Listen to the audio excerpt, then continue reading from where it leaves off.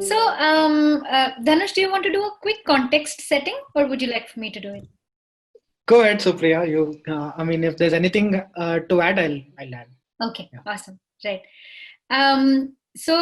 About 4 months ago, I started volunteering for Dream a Dream. And they have been running this campaign called the What If campaign, which basically is an invitation for us to take a pause to reflect and to understand what has happened in the last 6-8 months, the kind of um, experiences, especially children, have gone through in the last 6 to 8 months. And to take a pause, to reflect on it, to understand what we can do for them going forward. This campaign has, in some sense, been a call for a lot of organizations doing very progressive work with children, both implementation organizations and policymakers, system enablers like yourself, um, to take a pause from this rush of reacting to what has happened. To take a pause and then from that point start building on what we want to do with our children and how we want to engage with them, and how we want to engage with them, especially when they come back to schools, right? Because they have sort of gone through this long patch of uncertainty, and have gone through difficult experiences at many levels. So this whole campaign has just been an invitation for different people to come in and share their perspective, share their challenges, share what we call their what ifs, which is basically an imagination or an aspiration of the change that we would want to see in the way that we interact with our children going forward. And I was talking to Vishal and Sucheta about this idea, and they suggested, and they sort of directed me to the kind of work that you and your organization has been doing, and the success that the organization, the social welfare organization, has seen. And I definitely wanted to explore what has happened in the last few years. What kind of interventions or what kind of mindset changes have been able to bring in at a systemic level, so the children that are coming to these schools are doing much better than, or have access to, or have had the opportunities which are much better than what was available, say, a decade ago, right? That's sort of the context of this conversation. But I've also, heard a lot about the work that organization has done. I want to sort of invite you to share a little bit about your journey and your sort of personal experiences that has shaped the way you direct, or the experiences that help you influence the organization in a certain way to bring these changes. All right, thank you very much.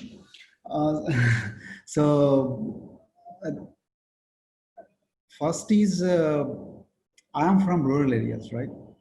Then my parents were both teachers. I studied in government schools also. I completed my 12th grade, up to 12th grade in Telugu medium, sorry. That too in rural areas. Then for the first time to pursue this undergraduation, I came to Hyderabad. That was the first time I saw Hyderabad. So my village was 250 kilometers away from Hyderabad. The setting was totally difficult and different, and so alien to what I imagined about university spaces. There was a series of discrimination, ragging, whatnot. So we found every conceivable evil in the university spaces in those days. So I had to run away from the university campuses because I was very young, and then I couldn't understand what's going on, and then there was no great support from the university administration. So I had to run away back to my home, but my mom said, no, you can't come because these things are bound to be there. And if you come here, and then the ecosystem in the villages is not so favorable either. So it is toxic. It is surrounded by people who are alcoholics or people who beat their wives day in and day out, and there is subjugation, there is oppression, and there is a lack of motivation, lack of aspiration. Then she said, "You will be decimated in no time. All your spirits will be evaporated." So then she forcibly had sent me back to Hyderabad, and then that was a turning point of my life, and I continued my journey there. So I finished my graduation, then post graduation, then I enrolled for PhD. Then while I was doing my post graduation, I came across civil services examination, and then that gave me a little bit of confidence and a little bit of awareness that when X is able to write, when Y is able to write, why can't I write? So that kind of competitive spirit, I got, and then because my mentors, so-called mentors, were not that aware, so I could go to some other orbit and then find out the more and more information about these competitive examination, and that's how I wrote the examination. After two unsuccessful attempts, third attempt I could get into Indian Police Service, and then fortunately I got my home Kada, that is Andhra Pradesh in those days. So then that's how my journey started. So I'll press a pause button here. So if you have any, supplementaries for this answer, probably you can ask. Yeah. It's wonderful. The piece especially about, when you're faced with the challenge and you went back and, the supporting adult in your life, and in your case, your mom, sort of motivated you and, sort of gave you the backing to go back and persevere. Right. Right. So, and we've seen this in a lot of cases, and especially with some of the work that Dream a Dream also does. We talk about the importance of having a supporting and trusting adult in every child's life. Right. So I want to talk a little bit about that and your insights on how we've been able to do that with the schools that you sort of oversee. See, this is the most critical point you have raised. So you need to have a trusting adult, but not everyone is endowed with a advantage of having a trusted adult in their life. So sometimes trusted adults themselves will be facing a lot of discrimination, a lot of oppression, and then themselves will be a lot of depression. They'll be facing a lot of depression. So, and the struggle for survival will be so intense and then so rampant, and then you don't think about anything else except to survive. In such places, in such a ecosystem, it is very difficult to understand. It is difficult to visualize what can happen to your life. So with this experience in background, when I volunteered to serve in social welfare schools, so as I'm not cut for this job basically. So this is IAS officer's job, but I volunteered to be in this job because when I wanted to use my childhood as a reference, I wanted to use my student life as a reference. I wanted to use the troubles, the challenges that I had faced in my university life as a reference point, and then ensure that the children whom I am going to serve, the children who are leading a directionless life, I wanted to make their lives comfortable at least, and then make their journey a little bit smoother. And then I wanted to play a role of a kind of a mentor or a trusted adult, or I wanted to prepare an army of trusted adults with the help of teachers, and then make these children go on a right path. Yeah, that's what I did after I volunteered to join the social welfare sector. One of the important learnings that I've had, both as a student and as a police officer, I worked as a police officer on the field for about 17 years. Most of the youth either have no role models or have wrong role models. When you have no role models, you are directionless and you are vulnerable for any kind of manipulation. When you have wrong role model, I think you go on a wrong path, which will cross the path with the law. And one fine morning, you will either end up as a victim or as a perpetrator. So that would be a highly undesirable outcome. So that's one of the reasons why I thought, there is a system wherein government is heavily invested, and there is a system where you have lakhs of people uh, going through day in and day out, and then they come with a hope, but they leave with a mediocre hope or hopelessness. So in such case, can I go there and then can I instill a sort of hope? It was something that was playing in my mind when I took the decision to volunteer to work in social welfare sector. So that's how I landed here. So if you have to summarize the reason behind coming to social welfare is to provide a role model, a band of role models, or stand as a role model. Yeah. That is fantastic. I totally resonate with the idea of young people not having enough role models that can inspire them on a meaningful journey in their lives. But you also spoke about building an army of role models, or an army of trusting adults in their life, in young people's life. Can you share a little bit about how you've been able to do that? Yeah. So first is identify the teachers who are very empathetic, who are very caring, and who are very progressive in their thinking, and who have a solid commitment for their job. So that is very important. If they don't have these 4 or 5 attributes, they will be a burden. They will not only be a burden on the system, but they will be huge dampeners in the process of ignition. Then second is identify the alumni who have done outstanding work and who are willing to spare some time for these kids, and who are willing to share their life journey, who are willing to unpack both good and bad in front of the students, such that students follow their path, B, don't follow their path if their path has been a failure one or the very challenging one. So students will be cautioned, at least they'll be cautious to choose certain options which will rock their life. So second step I did was alumni network. So find out the most outstanding alumni and then showcase their lives to the students. Then third is making the heroes out of the students themselves, like same peer group, modeling.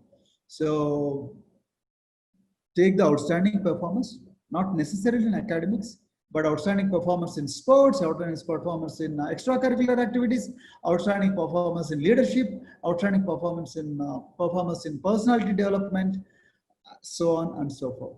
So all these kids will be selected, and then they will be given additional responsibilities, and then they will be part of the inner circle of the principal, the authority figure. So they will be day in and day out, they'll be sharing authority with the principals, and then principals also will be sharing authority, and then they will form an inner circle. So by showing these children, as they showcasing these children as inner circle, all those people are on the middle circles and outer periphery, they would aspire to get into the inner circle. So what am I doing here? I am playing a game between the insiders and outsiders. So every outsider would like to become an insider, because insider getting into inner circle will not only give you a little bit of authority, but it also gives you recognition, and you get a feeling that, okay, this is a circle where probably if I'm there, then I might go to a good path, or I might be walking on a very good path. So this is something which I did. So I just repeat. So one is teachers, select the best teachers and then show them. And second is the best alumnus or alumna. Then third is in the peer group. So, and then make the interaction among these kids, among these 3 stakeholders, very, very organic, very frequent, and orchestrate the entire conversation between these 3 stakeholders at every conceivable opportunity. So that's what made probably the trick. So that's how we try to do. Yeah. That's fantastic. But am I right to assume that a lot of these kids who come to these schools also sort of carry the caste baggage, the kind of background they come from, and how have we been able to do that? One is, of course, like you mentioned, just bringing people who are just like them, who've been able to achieve stuff in life, like starting with yourself, right? To see somebody who comes from a similar background, hey, he is like me, but he's been able to do this, which means I also can aspire to be that, right? That is one. But even at the scale that you operate, um, with about 200,000 children, how have you been able to overcome this sort of baggage of the kind of caste backgrounds they come from? See, caste is reality. You cannot push the caste under carpet. So it is a reality. You have to face it. So if somebody says that there is no caste, I think he is either being naive or he is forcibly trying to ignore the identity. So caste is a reality, but whether you want to associate your caste identity with something more painful, or whether you want to re-engineer your identity, reorient it in such a way that you get all positive energy out of that. So unfortunately in India, particularly for the oppressed people, their caste identity is associated with pain, associated with discrimination, associated with untouchability, associated with violence, associated with deprivation, all negative. The moment you say, oh, okay, you belong to Madiga, or you belong to Holia, or you belong to Paraya, or you belong to Jatav or Chamar, so you suddenly get the images of discrimination, not the very positive things. So we thought this is not the way you annihilate the caste. This is not the way you wipe out the caste. You have to have a radically different strategy to wipe out the caste. So associate, either you go for a new identity, okay, you put the caste identity in the box and then lock it forever, then come with a new identity, or you give a positive vibe, a positive, you connect the caste identity with the positive, or aspirational issues. So I thought instead of using the old model, I voted for a new model. New model is, forget it for a while. You might be a Dalit, or you might be an Adivasi, or you might be this. Yes, there is discrimination. Yes, there is poverty. There is subjugation. There is exclusion. Okay, it is there. But instead of wasting too much of energy on hoping that the oppressors would change their heart, oppressors would change their mind and come clean of this guilt of oppression. So why don't you change the way you look at the society? Why don't you change the way you look at yourself? Why don't you try to find out your own inner potential? That's where the idea of Svero came into picture. We discourage the usage of word called Dalit, then we discourage the use of the word called backward. So we said, no, let us use identity called Svero. So for time being, SW stands for state welfare, and then aero is synonymous with air and sky. So the idea behind is, okay, you are Praveen, you are a Svero, and your colleagues and your seniors have scaled Mount Everest. Your seniors have gone to IITs. Your seniors have gone to NITs, and some of your seniors are doctors, some of your seniors are in Bollywood, or some of them are doing great business. So the more and more you talk about that positive identity, probably, so you will connect to a better future. But if you talk about like Dalit identity, and it connects you to a painful past and painful present. So I honestly, I for one, I didn't want the current generation and the future generations to lose all their positive energy by finding the solutions for their problems in the past. Past is already there, it is written, it is painful. But should I allow that past to, eat me from within, or should I junk that past and press a reset button and surge ahead towards future? Was the option before me. Then I chose the latter, because pharma was not an option before me. And when I say I represent 2 lakh or 3 lakh students who are studying with me currently. Yeah, that is fantastic. What I'm hearing you say is that um, with this small change of dropping these words which connect with you know, a painful history, a painful and a violent history, and by replacing that with something that is more generic and same, importantly, same for everybody, has helped um, young people from being sort of shy or ashamed of their background to become a lot more proud, or to become a lot more open to the possibilities that could happen for them, right? um, which which which brings me to a thought of, I also understand that um, a lot of this is political as well, right? Especially in a country like India. um, uh, have you had backlash, or have you had pushbacks from in this effort of wanting to tear down these walls of discrimination? Have you had to face any pushback or, you know, Not resistance? much actually, because we are a startup in identity domain. So, so It's very well put. not much backlash to say honestly. But the people who gathered under the umbrella or overarching identity of Dalit, they have some apprehensions of losing that identity. I could sense that. The reason is very simple. Like India is a conglomeration of different castes and communities. Each speaks a different language, and then they are geographically so widely spread, and then culturally so diverse. So they say after 30 or 40 years, we all could come under one umbrella called Dalit. So, and Dalit is not just the meaning called broken, but Dalit is a symbol of assertion. So, we are fighting for our rights under this umbrella. That's what they say. So, I politely disagreed with them. Yes, that is all fine. But my point here is any idea of emancipation, any idea of liberation, or any journey towards the road for liberation, or towards the goal of liberation, must start with the sense of self-respect.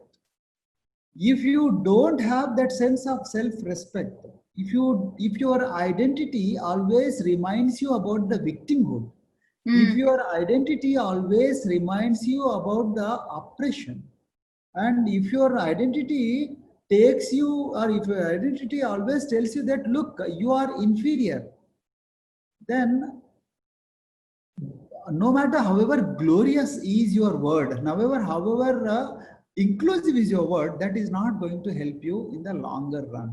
Like, for example, what do you mean by Dalit? Dalit is broken. So you go to any dictionary, modern dictionary, so you see Dalit means broken. So it is very convenient to use the word called Dalit. But having studied post graduation, having enrolled myself into PhD, I feel uncomfortable to say that I am proud to be a Dalit. You understand what I'm trying to say? I cannot say I am proud to be broken. In other words, what I am trying to say, I am proud to be broken. How does that play out? Is something is my point. So I'm not asking you to have swear of identity. I'm not asking you to some other identity, but have an identity that symbolizes you as a unique human being. But that your identity should not define your relationship with some other group. When I say Dalit, that means I am a human being and I am made to feel broken. I am a human being, I am suppressed. Then the second question is, who is suppressing you? Oh, X is suppressing you. Why is X suppressing you? Oh, because he is dominant, B is powerful. So why is he powerful? So then it goes on and on and on. So then the entire burden lies on the oppressor only. Then what about the oppressed? So then you also have the responsibility of the oppression. So my point is, I have studied, I am educated. So I shouldn't be using the word which an illiterate or which is a person who is totally unaware of the world uses. So I think the more that is where the education comes into picture. So if you are educated, then you become conscious about your identity. Then if you become educated, then you are very conscious about the role you play in the larger world, and then the, the idea about the future in which you have to live. So I cannot say that I'm proud to be a Dalit. I'm sorry, I cannot use this because I am not proud of my brokenness. I am not proud about the way I was oppressed or the way my ancestors were oppressed. I feel pained. I want to Yeah. see solutions. I want to prevent that. I want to find a vaccine for this. I want to immunize the future generations from this kind of oppression. So for that, I cannot be feeling inferior. I cannot be calling myself as an inferior person or a broken person. So oppressed always look for heroes. Yeah. Oppressors always look for slaves. Yeah. Correct. So Sure. oppressors love slaves and oppressed always love the heroes. So Yeah. when I have to liberate my people, Dr. B.R. Ambedkar, like this man has done, so you have to have that superior identity. You cannot have a broken identity. That's my point, Supriya. Yeah, yeah, that is a fantastic perspective. Thank you so much for bringing that to light, and in some sense, just helping me understand your stance, and what could be a fair stance for people who are sort of fighting this, who can take it with pride. Um, I want to talk a little bit about what has happened to the 2 lakh, 3 lakh children in the last 6 to 8 months. What have they gone through? I know that, when schools have always meant more than just learning for kids. In many ways, they provide protection from many different things in the society, right? But now that the schools have been shut and they have been sort of disconnected from their friends who they feel safe with, or from teachers who they feel trusted, um, and because none of that, they've not had access to most of this. What are your insights from the ground? How are your kids feeling now? Are you mentioning about COVID-19 pandemic? Yes. Yeah. I'm on one hand, I'm very happy to share with you that COVID-19 pandemic has not been able to shake the foundations of our students. On the other hand, I'm not so happy that I don't have the children currently in my schools. Not many of them are there. So, but our survival skills were put to a serious test Yeah. during these 9 months. Initially, like everyone, we scrambled for solutions. So, because the children being from poor families, and then there is hardly anything to survive upon, and the parents themselves lost the jobs, and then just made to survive on the with the rations that are given by the government. So, we had a lot of operations, we had a lot of problems, but like everyone, we found a lot of solutions. The first, of course, was using social media to reach out to the students and push as much content as possible to the students, and use the teachers to prepare the content, which is so simple, and then using a lot of local examples, and then educate the students. But sooner we realized that only 50% of the students have smartphones, and remaining 50% don't have access to smartphones. Then we came back to the boardroom, and then we again redesigned the strategy. We use the mass media networks, that is the television, including Doordarshan, and then our own education television. And then we asked most committed teachers, despite the pandemic, to come to the TV studios and they deliver the lectures online. But again, that also led to a lot of connectivity issues, because in rural areas, at least 10% or 15% of the homes didn't have a TV connection. The TV signals were not there, because not everyone is covered by satellite TV networks. So that was another problem. So then again, we have to come back to boardroom, and then one of the members in the discussion room suddenly came up with the idea. They said that, look, we have been training our students to be the teachers, and in the last 6 to 7 years, we have reduced the dependence of our students on the teachers. So why can't we give the responsibility of teaching to the students themselves? Then the idea of village learning circles came up. So village learning circle is nothing but where in every village you have about 10 to 15 students. So being taught by the senior most student. So the senior most student will be tutored by the dorm teacher or responsible teacher.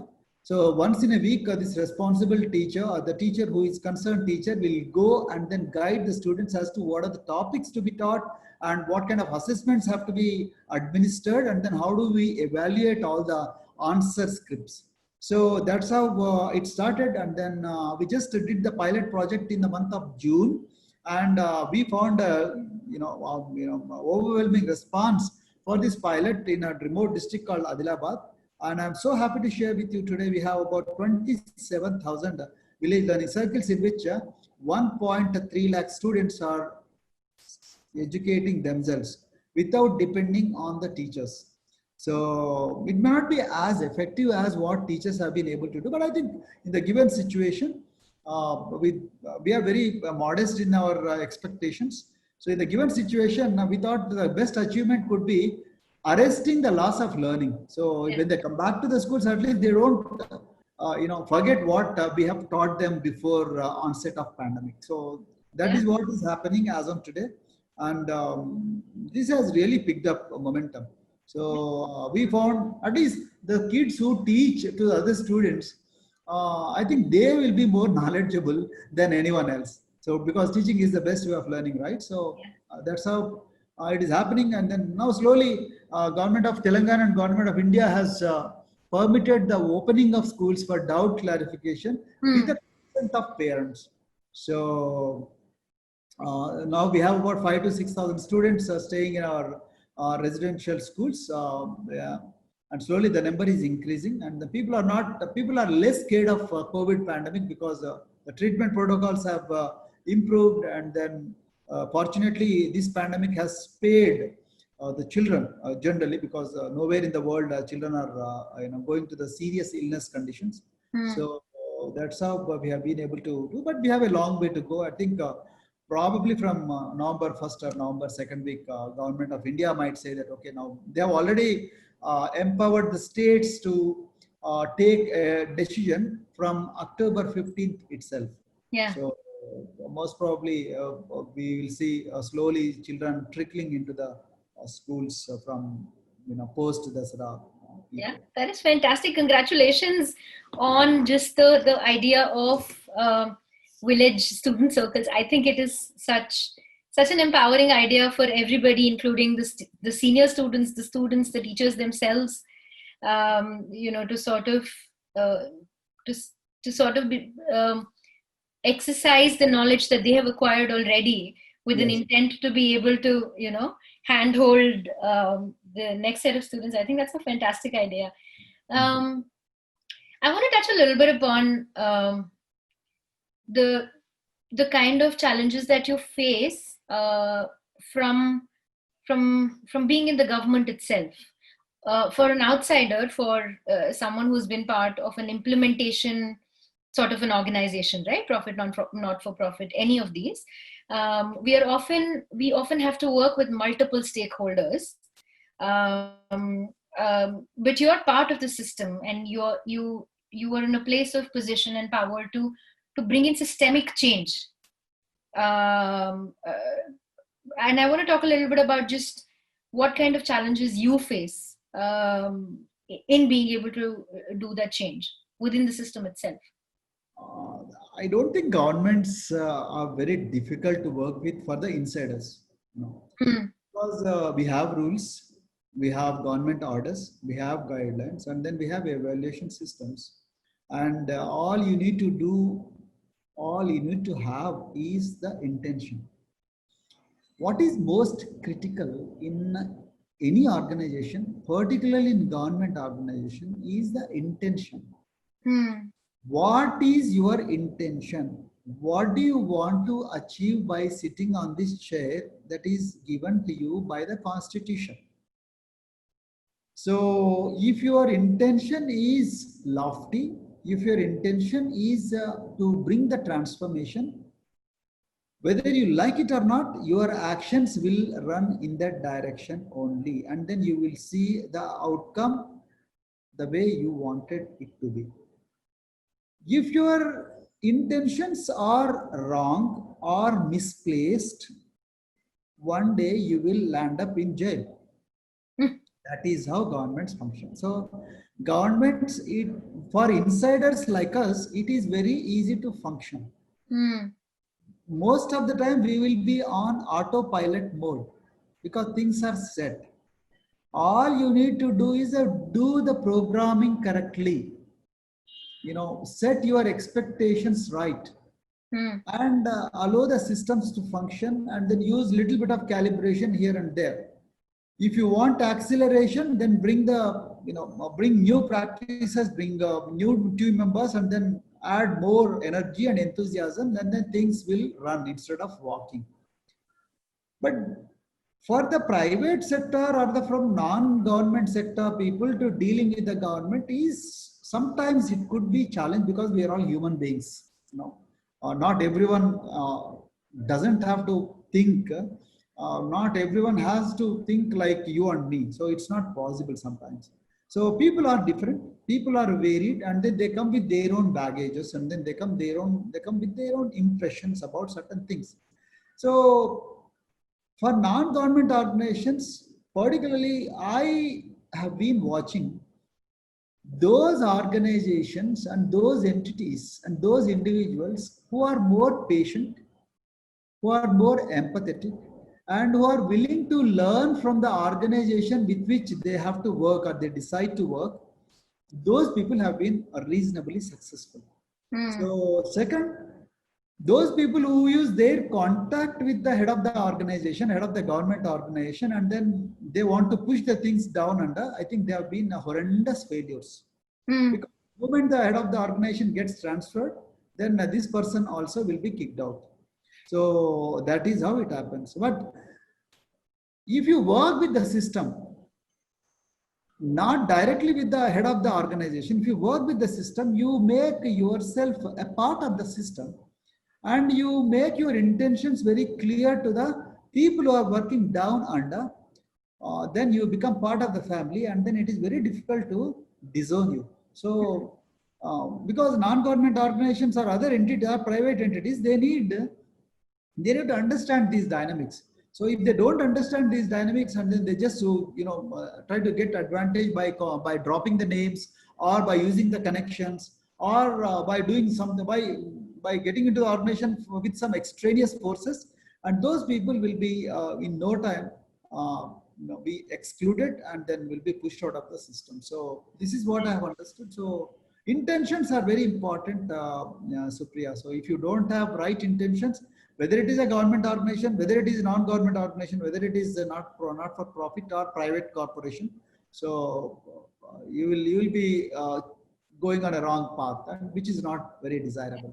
Yeah. So what is your intention now for the next upcoming, like, say, a decade? What do you want for your kids? What is your intention for your kids? Liberate millions of people from dependence. Liberate millions of these families from dependence on some external invisible force. Make them realize that they have that force in their own hearts, which they are forgetting. So my intention is to make them liberate from this sense of dependence, and then make them independent and be inclusive, and move to the next orbit. It doesn't have to be just a prosperous orbit of prosperity, but orbit of self-respect, orbit of progressive thinking, and orbit of audacity, and orbit of innovation. So these are the dreams that I have for the next generation, and this is the dream which is making me work harder and harder. Yeah. Thank you so much. What an inspiring conversation this has been. It is so nice to have heard so many truth bombs from you. This has been a fantastic conversation. Thank you so much for your time. Dhanush, any closing thoughts? No, I think I echo what you said, and I feel like every time I get a chance to hear Praveen sir talk, it feels like is there like a cloning machine that we can sort of start cloning him, and ensure he's everywhere, sort of making these having these conversations more importantly, right? I think it's just so important that we can have these conversations with, no matter, like sir said, private entity, NGO, you need even a normal person walking on the street, right? Like, what is your intention? How can you do something right today, right? I think those are just like, I sort of leave every conversation with goosebumps and that thought of like how to clone you. But hopefully I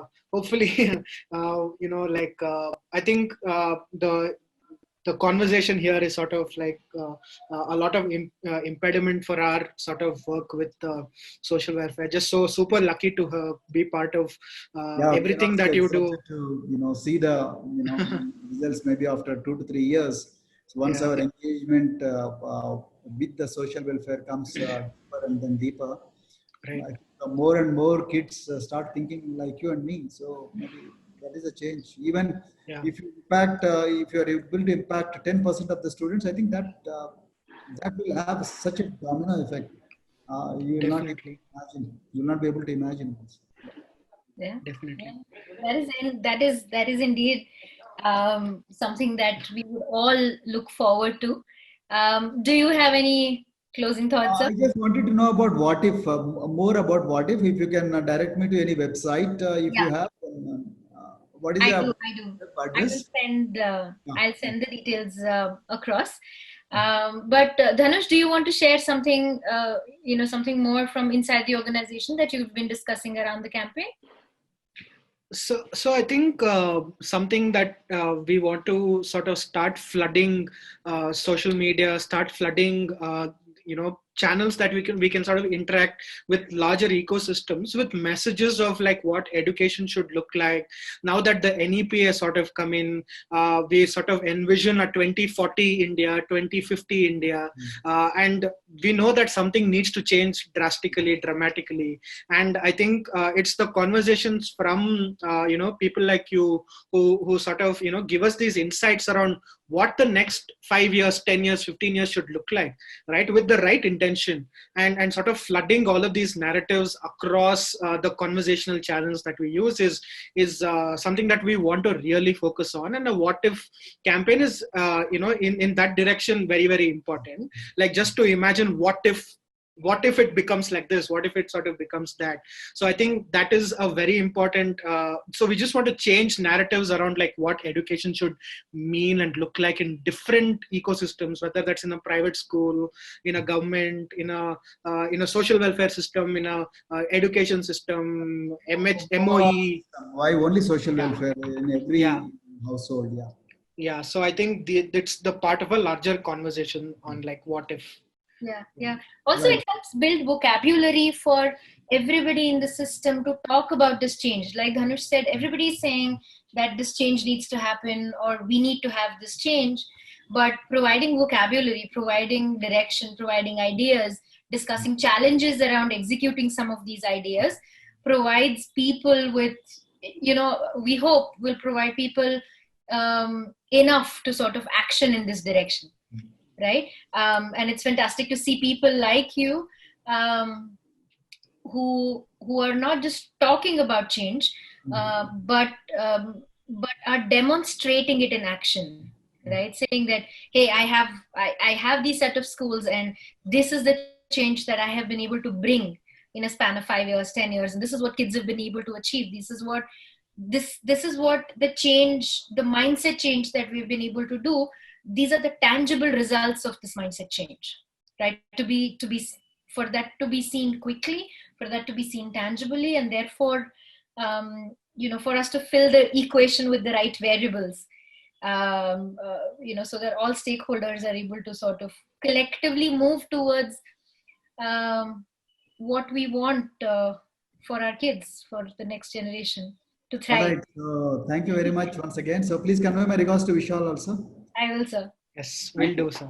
Thank Thank you you so so much. much, sir. Have a great week, sir. Bye. Bye bye. Bye. Mm.